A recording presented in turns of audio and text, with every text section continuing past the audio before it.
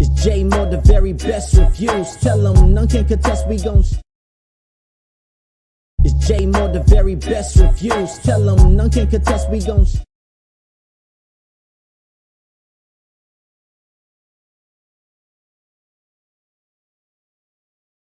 What's up, everybody? Welcome to the show. I appreciate y'all for coming through. We're going to break down the Shy episode 5 for season 5. Shout out to my girl, Kelly Lee, for making that dope intro for the Shy episode 5. So let's talk about it. A lot happened in this episode as far as with Bakari. Shout out to my boy Ahmad Ferguson. You're doing a damn good job on the Shy this season, and I'm proud of you, bro. But we see Bakari has now moved in with Jake and Trig.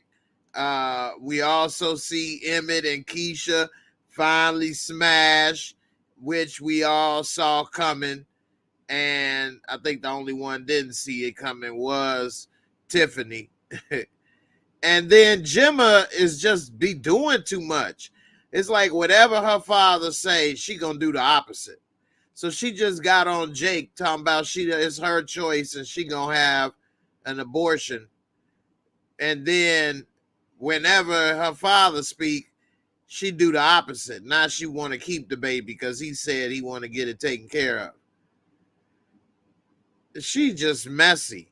She just want to do the opposite to antagonize him, and we'll get into that in a minute. And also, I'm gonna do the Mosco for this episode.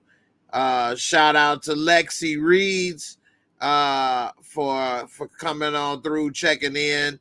Appreciate it. Ill Woods, what's good, brother? You say what's good, Jay, in the chat. Hope y'all had a wonderful and blessed weekend. I appreciate it. Barika, what's up? Appreciate you for coming on through. That's what's up. Word from the curb. I like that. Word from the curb. Good episode. That's what's up. It was a good episode. And like I say, we did get to see a lot happening. I think a little too much in the sense of we see Q old ass gonna yoke up this young boy with one hand. Come on, man. And this that right there was doing a little too much. Come on, man. This dude is in his 70s and he's still talking about he about to yoke somebody up, do this, do that. They should have had some young boys with them and had them do it. But anyway, you got two old school men come in trying to check these young boys and stuff. I don't know. That was a lot. That was a reach.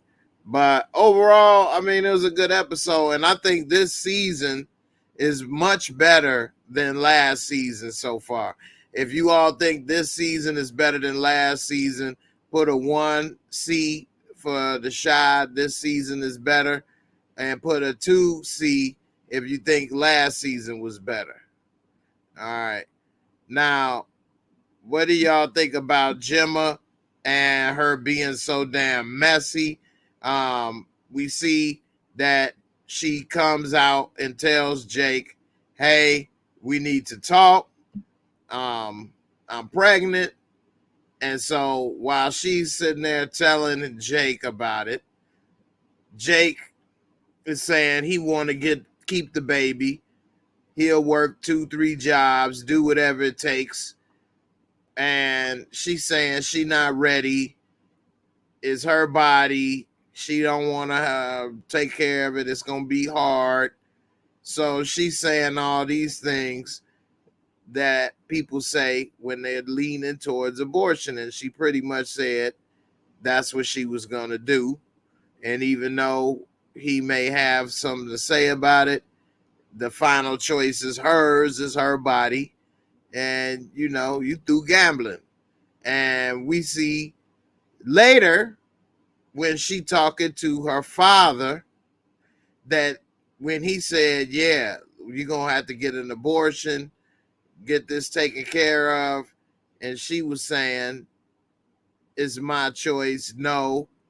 and she was basically saying talking points leaning towards keeping the baby. So you all let me know, what was that about? Why is she so wishy-washy, flip-flopping?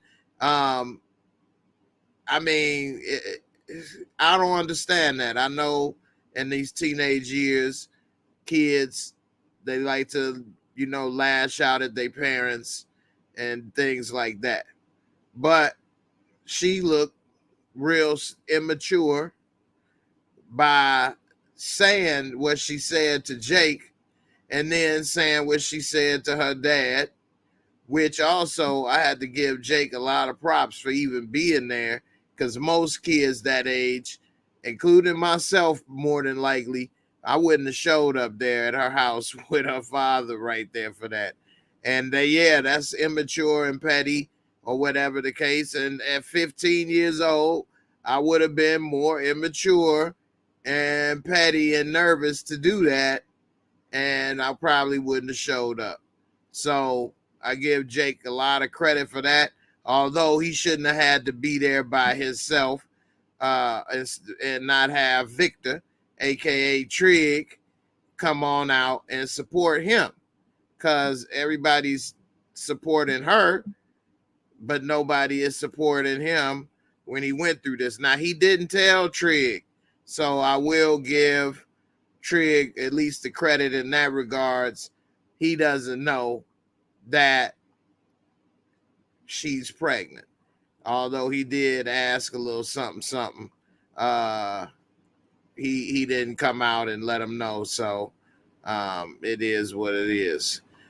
Now, what's up with Shad? We see Shad that fell in love over here with old girl. She done changed him up. This is what women would love to do, is to get a man and do a extreme home makeover on his ass. She got his face cleared up, which I noticed his skin was pretty bad. I didn't know if it was, been hard times in his career or what, but I think that was makeup for the show. Anyway, she done changed him up, and he done fell in love, talking about, I love you. She say, I love you too. And it's only been a few weeks, and so he ain't never had a woman to actually care about him. And that's one thing I did pick up on in this episode, is that they had women in this episode between her and Keisha that actually catered to and took care of their man. Now, I'm not saying that's all a woman should do or what a woman is about, but that's what men want from a woman. It's not, he got to be driving this car or having this amount of money or working here or having that. Is somebody that is there to comfort you, cater for you, make you feel good, cook for you, do all these things. Men don't want to have to keep asking you. Now you're not doing it because you want to. You're doing it because I asked you. Just like when Emmett came home after almost being robbed with the gun in his face, and the first thing she do was hug him up, squeeze him up, love on him, make him feel better, make him feel comfortable. That was a good scene. I really liked how they showed that she gave him what he needed to feel better. As a man, especially a black man, going out into the hood, having to deal with all kind of things, and let alone robberies. The last thing you want to do is come home to some woman that's arguing, nagging, making a mess, and just doing all kind of things that you just faced a whole bunch of stuff out these doors. Now I come home and there's no peace. So for him to be able to come home, get that peace, get somebody to love up on him and hug him and show that somebody would, care and miss him, I think that was a real good scene. And I thought that was dope how they kind of portrayed that moment. Now, As far as what happened with the robbery and stuff, I don't know. I think that was messed up when they had this boy put a gun in his face. Then he talk about, man, give me the gun, man. Come on, have a seat. You want some chicken? What? This dude just tried to rob me. Customer still in the store that saw him with the gun in my face, and now they supposed to sit and eat chicken with him? Like, come on, man. I don't know. That's a reach right there. That is a reach. D Weave, salute, Jay. Is Duda still giving money to Trig for Jake? That's a good question. That's a good question. And that's something that they did not bring up or address so far this season. So we don't even know if that's the case. Word from the curb. I agree with you. Actually, I brought this up not too long ago, but on my Tuesday show with my girl K Leezy. But I said, you say I don't think he's ever had that love before. Most men have not. Most men have not, and so it is a lot to get used to. Like I was saying when I did bring that up, I don't know when I may have brought this up. I believe it's on the Tuesday show, but it could have been on the Discord. But I mean, other than my mom, I never had a woman really care for me like that, wondering, did I eat right today? Did I do this? Did I do that? And not in a mommy way. Did you eat your peas? Not like that, but to find a woman that really cares for you and everything that you about, and not just about transactional or we're doing this together because it works, but whatever. I ain't really in love type thing.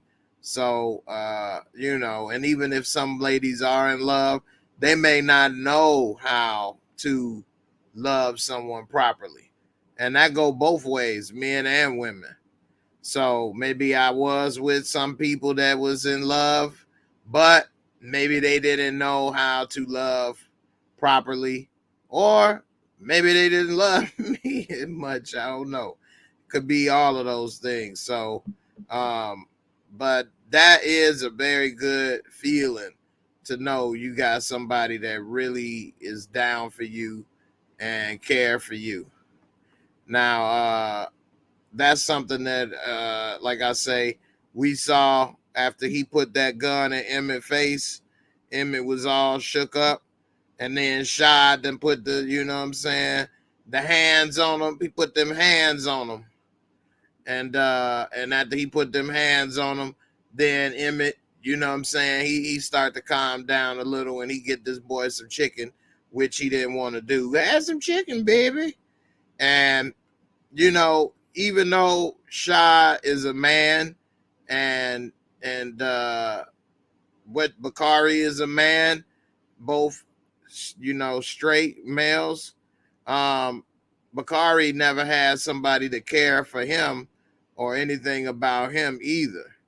And so that's why we see when he was talking to him, he broke down and cried when he said, ain't nobody never asked me about where I'm staying or what I'm eating or what I'm doing.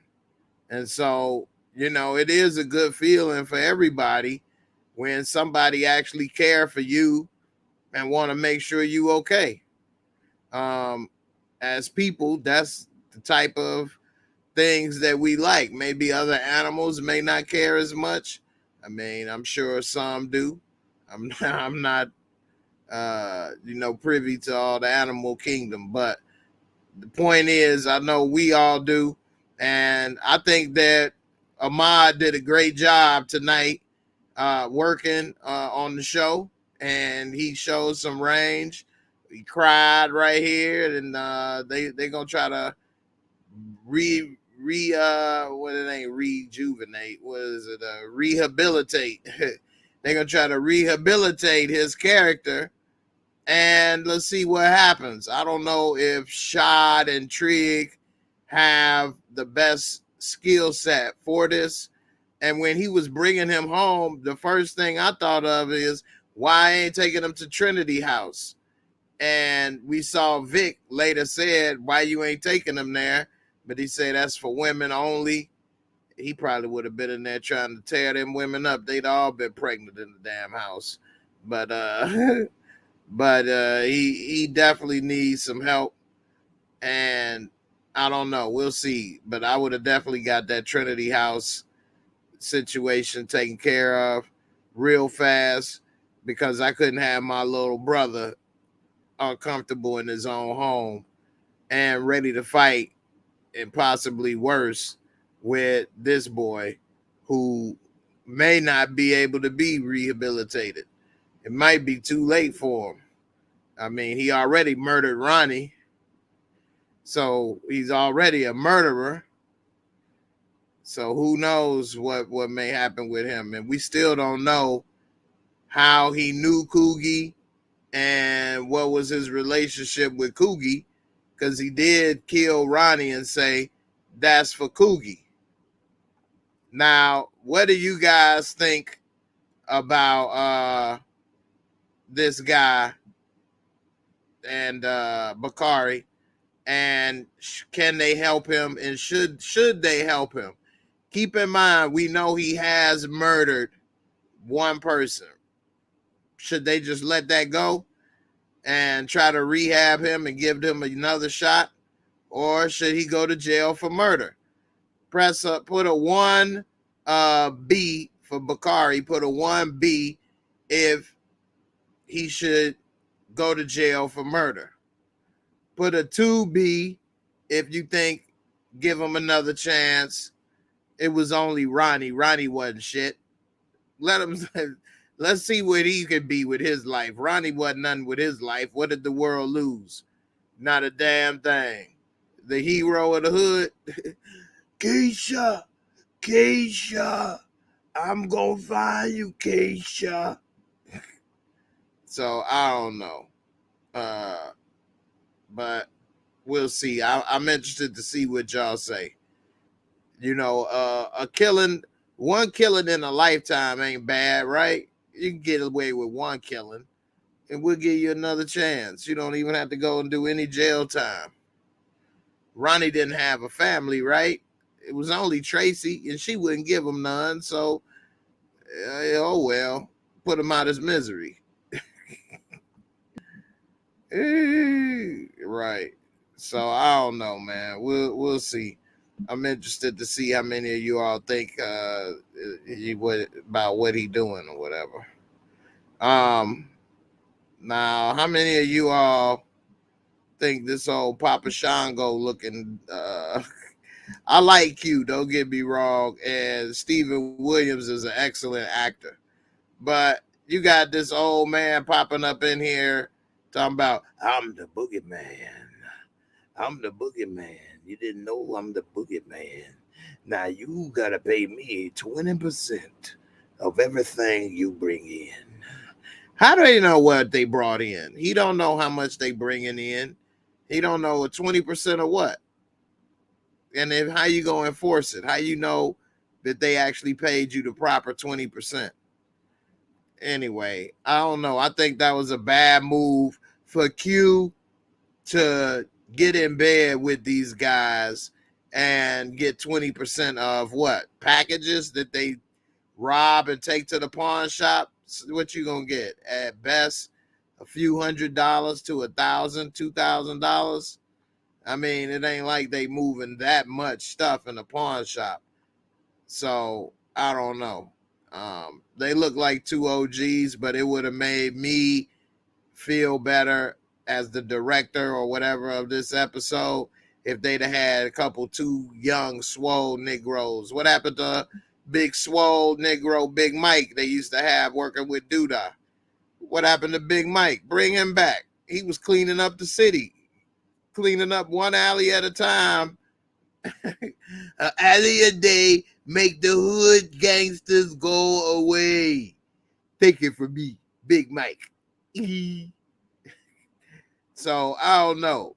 But they need a couple hard-hitting pipe Negroes to come up in here.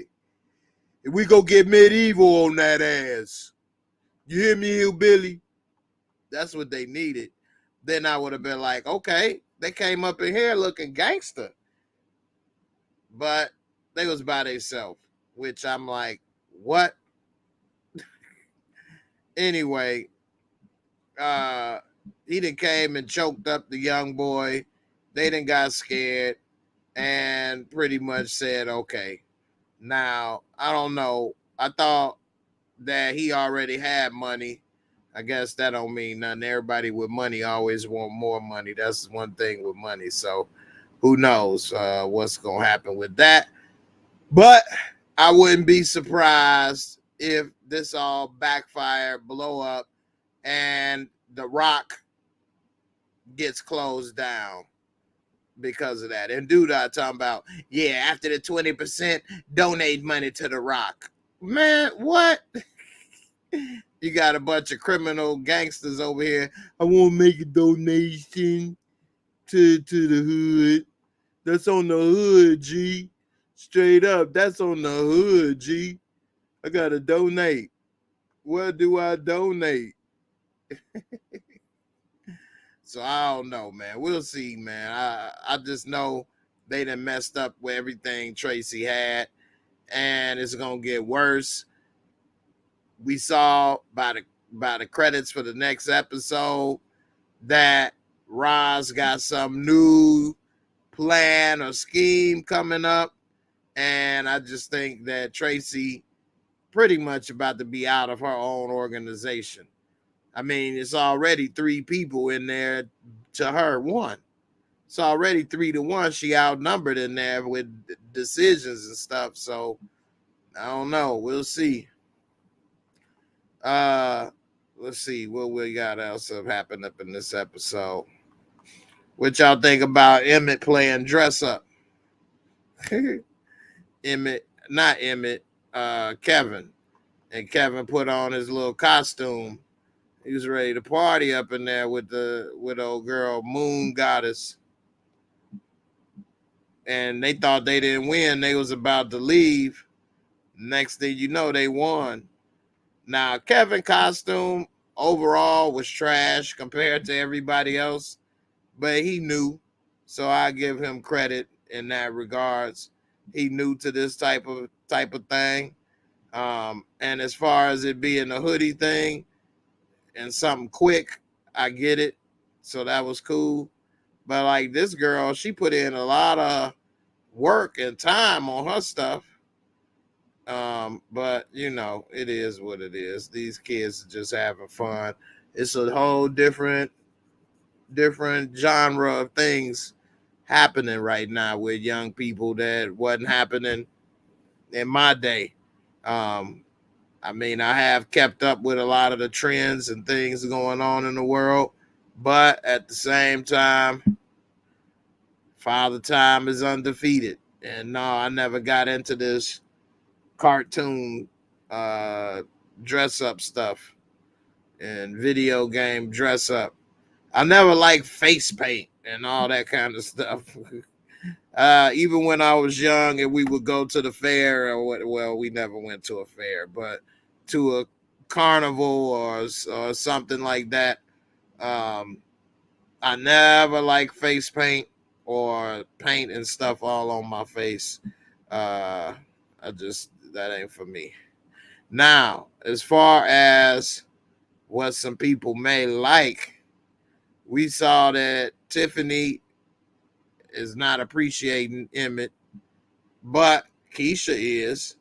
And that was actually the first woman we ever saw him with on the show. He was sticking her little skinny self under the bed. She done filled out. Nah, she ain't fitting up under that bed no more. And I have to give it to Burgundy Baker. She is very pretty now. She looks much different than when the first season kicked off. Much different. I think she was a lot younger, of course. And she was so skinny. And she just looks more like a woman now. She's getting into her woman, full-grown woman body phase and look. And yeah, she's fine. She was looking good. Little hot chocolate up in here. Chocolate, what, covered roll, what, cherry with the red and the butt. Cherry covered chocolate. Anyway, we see that they was feeling each other. She been wanting him to kiss her. It seemed like all night.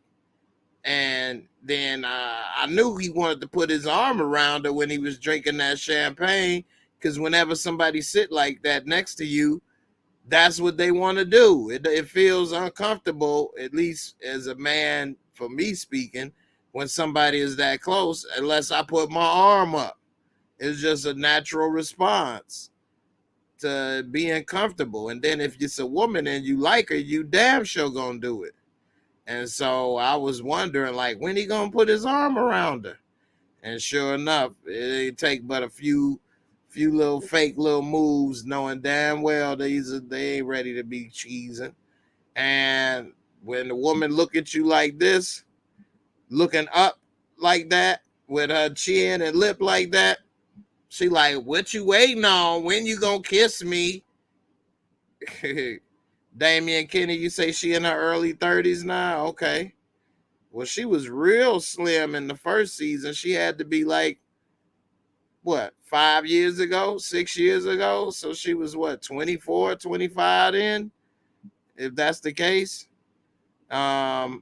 So yeah, she's definitely grown into her womanhood since then.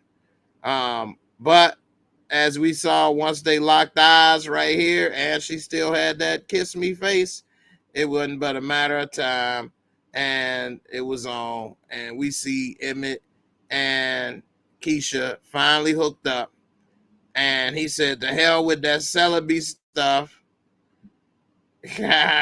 Word from the curb. She wanted everything he gave. I know that's right. He gave a full load too, didn't he? He was blow.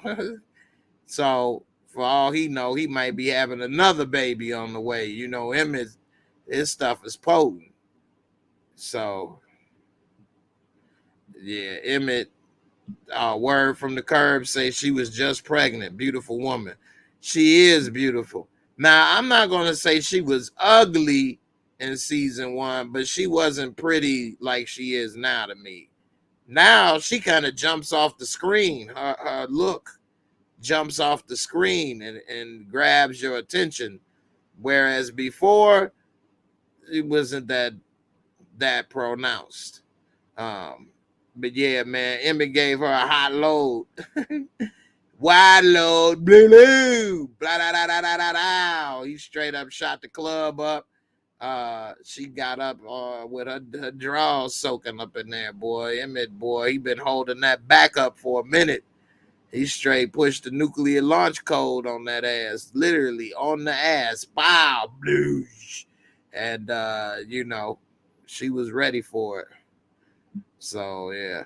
Ilwood, I agree. She did look like a little girl in the beginning. I mean, her body was so skinny, no definition, which, you know, that helps when you're a lady. And I think she had real short hair and other stuff. So I don't know. It, like I say, it didn't jump off the screen. Whereas now, and she still is real skinny. Don't get me wrong, but her body and her look, it looks much better now. So yeah, he didn't murder the club. Ain't nobody come out that club. He came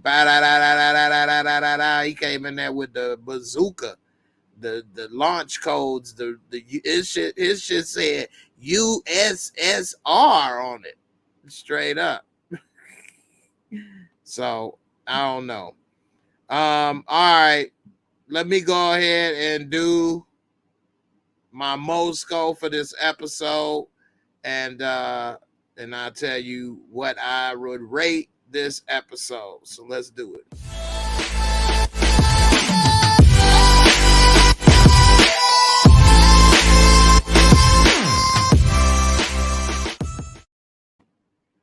All right, the most score is 4 simple categories with a top score of 25 points each, bringing it to 100. And I always give a little leeway, 5 points either direction for, everybody's comfort and personal preference. All right, so first, visual cinematography. They had good visual cinematography, nothing amazing. It was a couple unique camera shots that I picked up on that I thought was pretty cool with how they, viewed a couple of angles and things. So overall, I would give it a 20, which is a good score, but not a great one. But a 20 is good for this episode and this category. All right, storyline and plot. I actually like this storyline and plot a lot. This was a good episode to see what's going on. I also missed that Trig went on a date with the transgender person that he met, and they also kissed, and they talked to Trig and discussed when was the last time you was with a regular woman, and he couldn't say. But he tried to flip the script and say, well, trans women are women, so then I'm attracted to women.